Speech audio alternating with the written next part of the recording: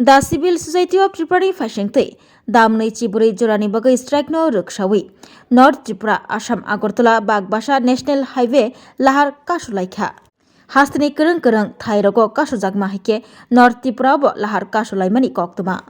Bagbasha National Highway, Thangpai Klima, Lahar Kotor Kashulaikha. তারিখ October 2025 সমস্ত ত্রিপুরা রাজ্যের সিভিল সোসাইটির উদ্যোগে ত্রিপুরা রাজ্যের বন হাট বাজার রাস্তাঘাট অফিস আদালত সমস্ত কিছু এই রাজ্যের মধ্যে বন্ধের ডাক দেওয়া হচ্ছে।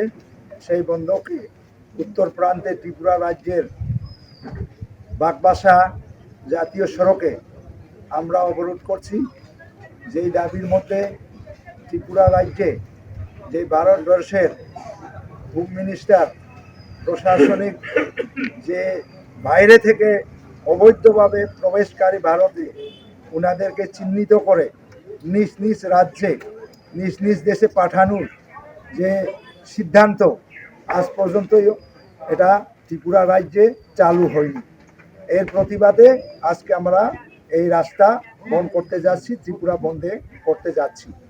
তো বন্ধুগণ, আপনারা জানেন এই রাজ্যের মধ্যে ত্রিপুরাতে হোম মিনিস্টার অমিত শাহজি এই রাজ্যে একটি একট চুক্তিপত্র হয়েছিল, দ্বিপাক্ষিক চুক্তি, সেটা 6 মাসের ভিতরে বাস্তবায়ন করার যে প্রতিজ্ঞা সেটা আজ পর্যন্ত হয়নি।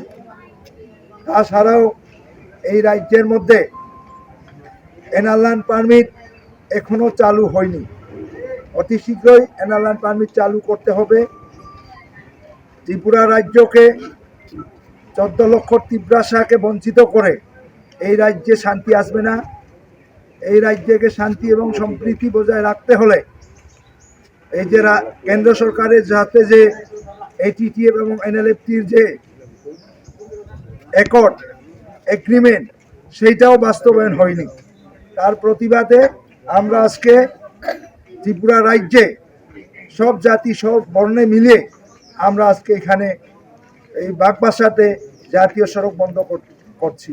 তাই বন্ধুগণ, আপনারা সবাই অংশগ্রহণ করবেন।